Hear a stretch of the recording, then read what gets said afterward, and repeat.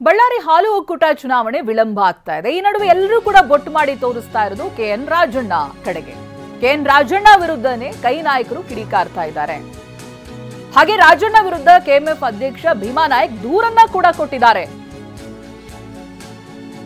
ಅವ್ರೇನ್ ಹೇಳ್ತಾ ಇದ್ದಾರೆ ಅಂತ ಹೇಳಿದ್ರೆ, ಚುನಾವಣೆ ವಿಳಂಬ ಆಗ್ತಾ ಇರೋದ್ರ ಹಿಂದೆ ರಾಜಣ್ಣ ಕೈವಾಡ ಇದೆ. ಸಿಎಂ ಭೇಟಿ ಮಾಡಿ ದೂರನ್ನ ಕೊಟ್ಟಿದ್ದಾರೆ ಭೀಮಾ ನಾಯಕ್.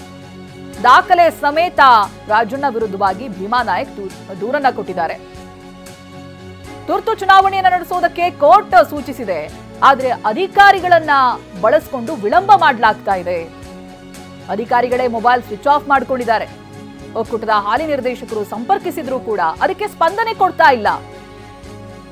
ಇವೆಲ್ಲದರ ಹಿಂದೆ ರಾಜಣ್ಣ ಕೈವಾಡ ಇದೆ ಅಂತ ಸಿಎಂಗೆ ದೂರನ್ನ ಕೊಡಲಾಗಿದೆ. ಬಳ್ಳಾರಿ ಹಾಲು ಒಕ್ಕೂಟ ಚುನಾವಣೆ ವಿಳಂಬ ಆಗ್ತಾ ಇರೋದಕ್ಕೆ ಕಾರಣನೇ ಸಚಿವ ಕೆಎನ್ ರಾಜಣ್ಣ ಅಂತ ಭೀಮಾ ನಾಯಕ್ ಅವರು ಸಿಎಂಗೆ ದೂರನ್ನ ಕೊಟ್ಟಿದ್ದಾರೆ. ತುರ್ತು ಚುನಾವಣೆ ನಡೆಸೋದಕ್ಕೆ ಕೋರ್ಟ್ ಸೂಚನೆ ಕೊಟ್ಟರೂ ಕೂಡ ವಿಳಂಬ ಆಗ್ತಾ ಇದೆ. ರಾಜಣ್ಣನನ್ನ ಕರೆದು ಮಾತನಾಡ್ತೀನಿ ಅಂತ ಇತ್ತ ಸಿಎಂ ಹೇಳಿದ್ದಾರೆ.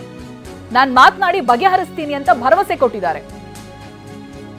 ಯಾಕೆ ಹೀಗಾಗ್ತಾ ಇದೆ ಅಂತ ಸಿಎಂ ಕೂಡ ಪ್ರಶ್ನೆಯನ್ನ ಮಾಡಿದ್ದಾರೆ.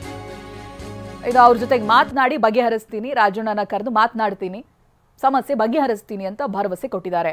ದೂರು ಕೊಟ್ಟಿರುವಂತ ಬೆನ್ನಲ್ಲೇ ಈ ಬಗ್ಗೆ ಇನ್ನಷ್ಟು ಮಾಹಿತಿಯನ್ನ ಪಡೆದುಕೊಳ್ತಾ ಹೋಗ್ತೀನಿ. ಪ್ರತಿನಿಧಿ ಪ್ರಸನ್ನ ಲೈವ್ ನಲ್ಲಿ ಜಾಯ್ನ್ ಆಗ್ತಾ ಇದ್ದಾರೆ. ಪ್ರಸನ್ನ, ಏನಾಗ್ತಾ ಇದೆ? ಈ ಬಳ್ಳಾರಿ ಹಾಲು ಒಕ್ಕೂಟದ ಚುನಾವಣೆ ವಿಳಂಬ ಆಗ್ತಾ ಇರೋದಕ್ಕೆ ನೇರ ಕಾರಣ ಕೆಎನ್ ರಾಜಣ್ಣ ಅಂತ ಹೇಳಲಾಗ್ತಾ ಇದೆ. ಸಿಎಂ ನೋಡಿದ್ರೆ ಮಾತನಾಡಿ ಬಗೆಹರಿಸ್ತೀನಿ ಅಂತ ಹೇಳ್ತಾ ಇದ್ದಾರೆ. ಏನೇನ್ ಬೆಳವಣಿಗೆಗಳಾಗ್ತಾ ಇದೆ ಪ್ರಸನ್ನ? ಚೈತ್ರ, ಒಂದು ಬಳ್ಳಾರಿ ಹಾಲು ಒಕ್ಕೂಟದ ಚುನಾವಣೆಯ ವಿಚಾರದಲ್ಲಿ ಇದೀಗ ಕಾಂಗ್ರೆಸ್ನ ನಾಯಕರ ನಡುವೆ ಒಂದು ರೀತಿಯ ಜಟಾಪಟಿ ನಡೀತಾ ಇದೆ. ಅದರಲ್ಲೂ ಪ್ರಮುಖವಾಗಿ ಭೀಮಾ ನಾಯಕ್ ಅವರು ಕೆಎಂಎಫ್ನ ಅಧ್ಯಕ್ಷರಾಗಿದ್ದಾರೆ. ಅವರು ಇದೀಗ ಗಂಭೀರವಾದಂತಹ ಆರೋಪವನ್ನ ಮುಖ್ಯಮಂತ್ರಿಗಳ ಎದುರು ಮಾಡಿದ್ದಾರೆ. ನಿನ್ನೆ ಮುಖ್ಯಮಂತ್ರಿ ಸಿದ್ದರಾಮಯ್ಯನವರನ್ನ ಭೇಟಿ ಮಾಡಿದಂತಹ ಭೀಮಾ ನಾಯಕ್ ಅವರು ನೇರವಾಗಿ ಆರೋಪ ಮಾಡ್ತಾ ಇರುವಂತದ್ದು ಕೆಎನ್ ರಾಜಣ್ಣ ಅವರ ವಿರುದ್ಧ. ಸಹಕಾರ ಸಚಿವರಾಗಿರುವಂತಹ ಕೆಎನ್ ರಾಜಣ್ಣ ಅವರು ಒಂದಷ್ಟು ಪಿತೂರಿಯನ್ನ ಮಾಡಿ ಬಳ್ಳಾರಿ ಹಾಲು ಒಕ್ಕೂಟದ ಚುನಾವಣೆಯನ್ನ ವಿಳಂಬ ಆಗೋ ರೀತಿಯಲ್ಲಿ ಪಿತೂರಿಗಳನ್ನ ಮಾಡ್ತಾ ಇದ್ದಾರೆ, ಸಂಚಲನ ಮಾಡ್ತಿದ್ದಾರೆ ಅನ್ನುವಂತಹ ಒಂದು ದೂರನ್ನ ಕೊಟ್ಟಿದ್ದಾರೆ. ಅದಕ್ಕೆ ಬೇಕಾದಂತ ದಾಖಲೆಗಳನ್ನು ಕೂಡ ಭೀಮಾ ನಾಯಕ್ ಅವರು ಮುಖ್ಯಮಂತ್ರಿ ಸಿದ್ದರಾಮಯ್ಯನವರ ಗಮನಕ್ಕೆ ತಂದಿದ್ದಾರೆ. ಸಹಕಾರ ಇಲಾಖೆ ಆಯುಕ್ತರಿಗೆ ಬಳ್ಳಾರಿ ಜಿಲ್ಲಾಧಿಕಾರಿಗಳು ಬರೆದಿರುವಂತಹ ಒಂದು ಪತ್ರ ಇದೆ.